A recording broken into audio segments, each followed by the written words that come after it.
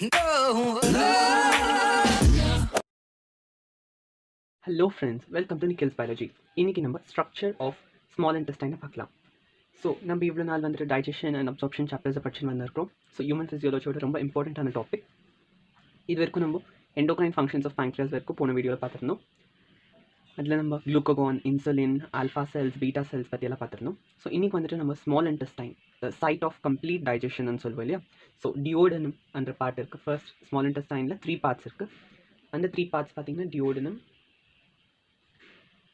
ileum, jejunum. So இந்த 3 parts நம்ம பார்த்துருக்கோம். இப்போ வந்துட்டு நம்ம ஒரு ஸ்மால் இன்டெஸ்டைனோட க்ராஸ் செக்ஷனை பார்க்கலாம். ஸோ இப்போ இது ஒரு ஸ்டமக், இங்கேருந்து ஸ்மால் இன்டெஸ்டைன் ஸ்டார்ட் ஆகுதுன்னு வச்சுக்கலாம். ஸோ இதை நம்ம மேக்னிஃபை பண்ணி பார்த்தா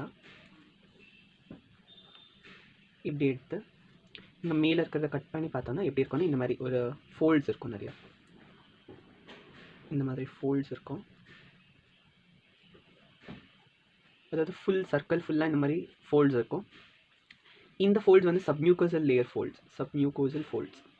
நம்ம ஏற்கனவே 4 லேயர்ஸ் பார்த்துருக்கோம், சீரோசா, மஸ்குலாரஸ், சப்மியூக்கோசா, அப்புறமா மியூக்கோசா. ஸோ இந்த ஃபோல்ட்ஸ் வந்துட்டு சப்மியூக்கோசல் லேயரில் இருக்கும். இதை நம்ம ப்ளைகே சர்க்குலாரஸ் சொல்லலாம். ஸோ இதோட பேர் வந்துட்டு ப்ளைகே சர்க்குலாரஸ், அதாவது சர்க்கிள் ஷேப்பில் இருக்கு இல்லையா, அதனால ப்ளைகே சர்க்குலாரிஸ்.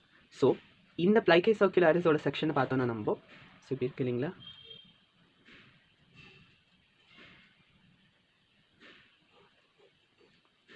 இது வந்து சப்மியூக்கோசல் லேயர். இதுக்கு மேலே ஒரு மியூக்கோசல் லேயர் இருக்கும். ஸோ இதை நான் ஜூம் பண்ணி பார்த்தேன்னா இப்படி இருக்குது இல்லைங்களா, இது மேலே இப்படி ஒரு ஃபோல்ட்ஸ் இருக்கும்.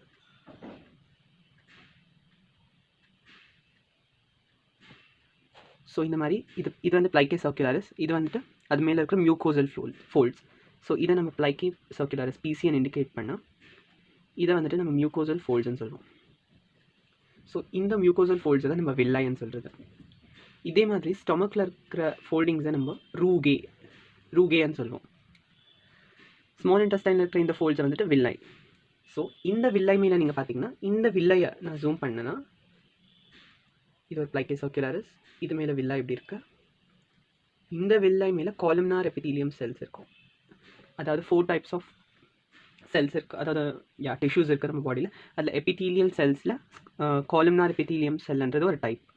ஸோ இந்த எபிதீலியம் மேலே நிறையா வாட்டி சீலியான்ற ஒரு ஸ்ட்ரக்சர் இருக்கும். இது வந்து ஃபுட் பார்ட்டிகல்ஸை தள்ளுறதுக்காக, அப்புறம் அப்சார்ப் பண்ணுறதுக்கு.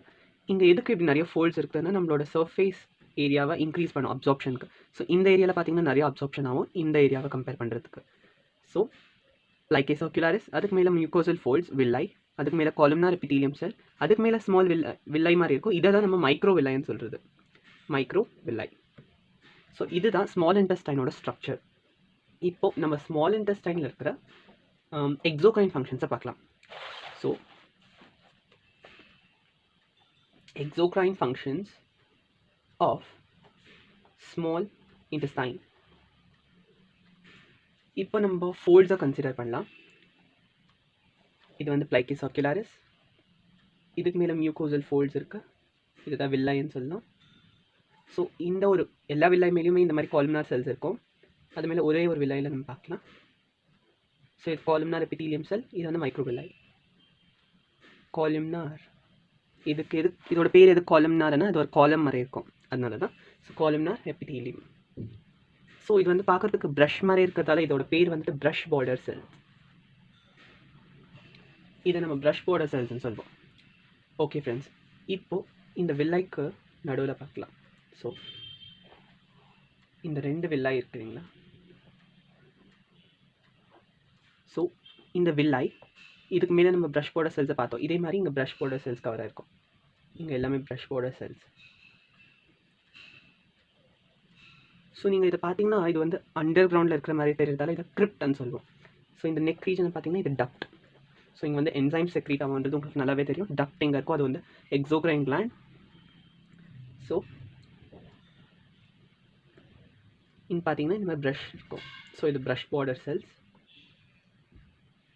இதை வந்து நம்ம கிரிப்ட் ஆஃப் லிபர்கஹம் சொல்லுவோம். லிபர்கஹம் அந்த ஒரு சயின்டிஸ்ட் இதை கண்டுபிடிச்சதால். அதாவது கிரிப்டோட மீனிங் பார்த்தீங்கன்னா ஹிடன். கிரிப்டோட அர்த்தம் வந்துட்டு ஹிடன். ஸோ இது பார்த்தீங்கன்னா நீங்கள் 2 சீலியா, அதாவது 2 வில்லைக்கு நடுவில் ஒழிஞ்சின்னு இருக்கிற மாதிரி இருக்குது இல்லையா, அதனால இதை கிரிப்ட் ஆஃப் லிபர்கஹன் அன்னு அவங்க பேர் வச்சாங்க. இதுதான் இன்டெஸ்டைனல் கிளாண்ட்.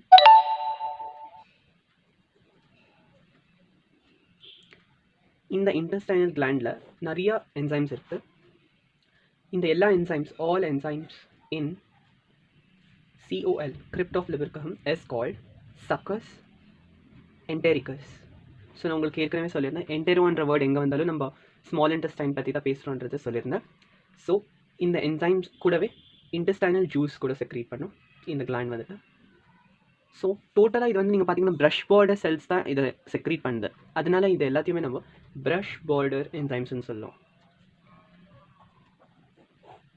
ஸோ இதுக்கு வந்து ஸ்பெஷலான ஒரு நேம் இருக்குது, ப்ரஷ் பார்டர் என்சைம்ஸ்னுட்டு. ஸோ இப்போ என்சைம்ஸை பார்க்கலாம் டீட்டெயில்டாக.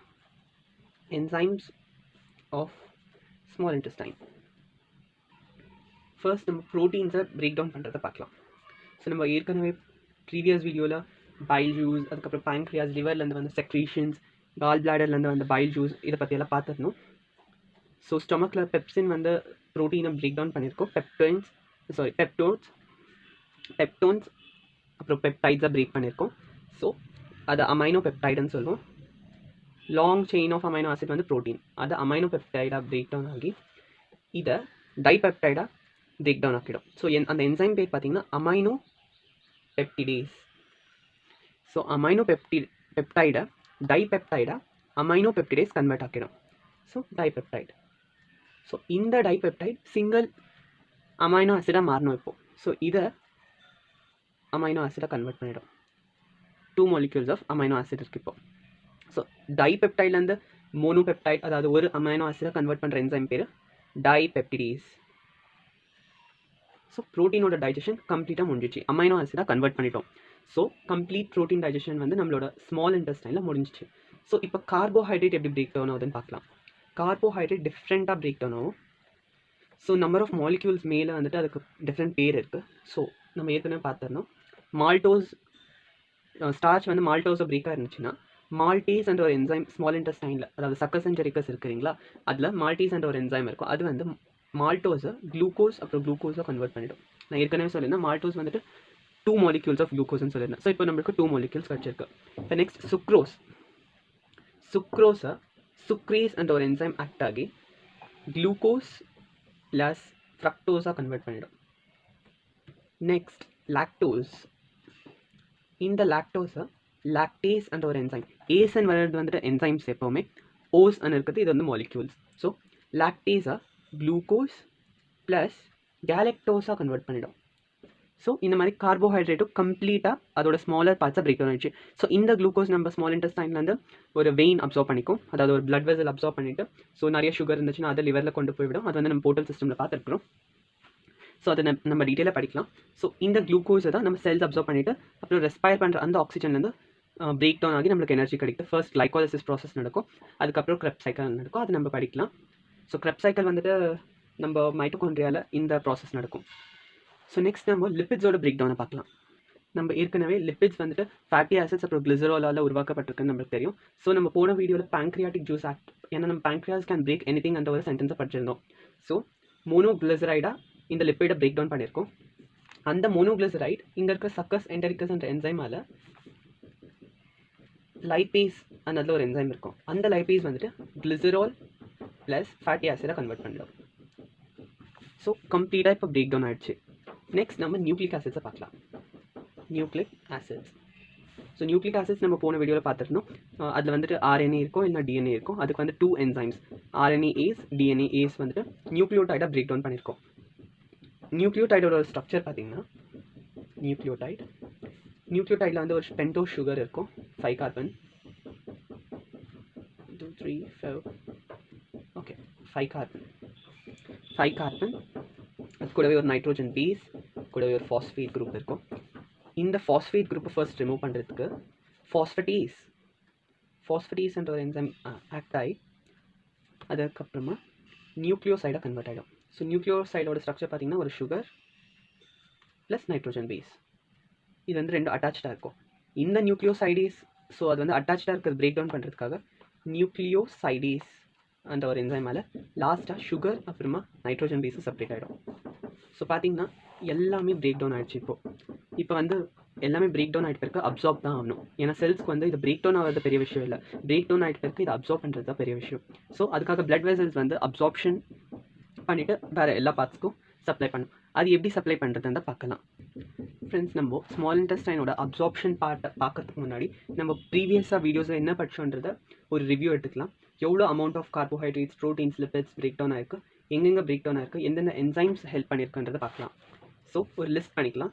Carbohydrates, protein, lipid, nucleic acid. So இதுதான் ஃபுட்டோட நேச்சரில் நம்ம படிச்சிருந்தோம். இதெல்லாம் செல்ஸ்லேருந்து தான் கிடைக்குதுன்றது நம்மளுக்கு நல்லா தெரியும்.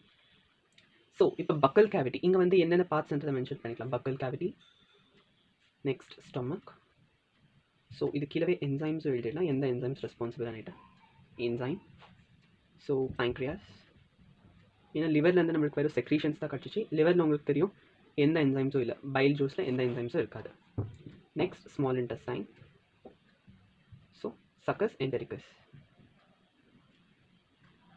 நம்ம பேங்க்ரியாட்டிக் என்சைம்ஸ் பற்றி கூட பார்த்துருந்தோம். ப்ரோட்டீசஸ், நியூக்ளியஸஸ், நிறையா என்சைம்ஸை பார்த்துருந்தோம்.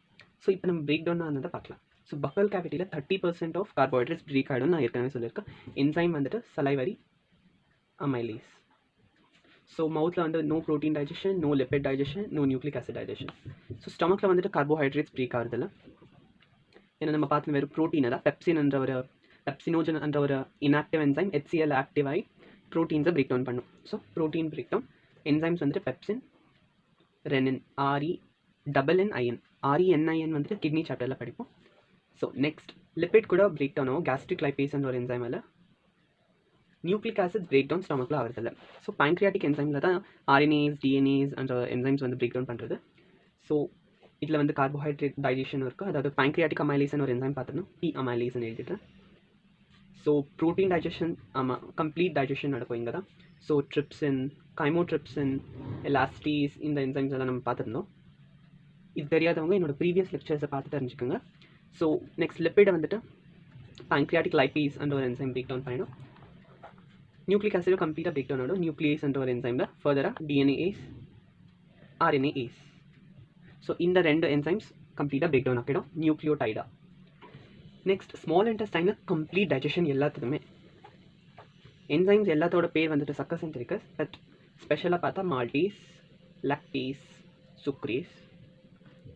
ஸோ மால்டோஸ் எப்படி பிரேக் டவுன் ஆச்சு, 2 சுகர் யூனிட்ஸாக பிரேக் ஆச்சு பார்த்தோம். சுக்ரேஸ் வந்துட்டு சுக்ரோஸை குளுக்கோஸ் ப்ளஸ் ஃப்ரக்டோஸாக மாற்றிடும். லாக்டேஸ் வந்துட்டு குளுக்கோஸ் ப்ளஸ் கேலக்டேஸாக கன்வெர்ட் பண்ணிடும். ஸோ இங்கே அமைனோ பெப்டிடேஸ். ஸோ டைபெப்டிடேஸ் பார்த்தோம். ஸோ இது வந்து lipase enzyme. Next nucleic acid வந்துட்டு ஃபாஸ்படேஸ், இங்கே இருக்குது பார்த்தீங்களா, ஃபாஸ்படேஸ் ஒரு என்சைம் பிரேக் பண்ணிச்சு. நெக்ஸ்ட் நியூக்ளியோசைடேஸ். ஸோ இது வந்து ஒரு கம்ப்ளீட்டான ஒரு ஓவர்வியூ. ஸோ போன வீடியோஸில் நம்ம நிறைய படிச்சிருந்தோம்.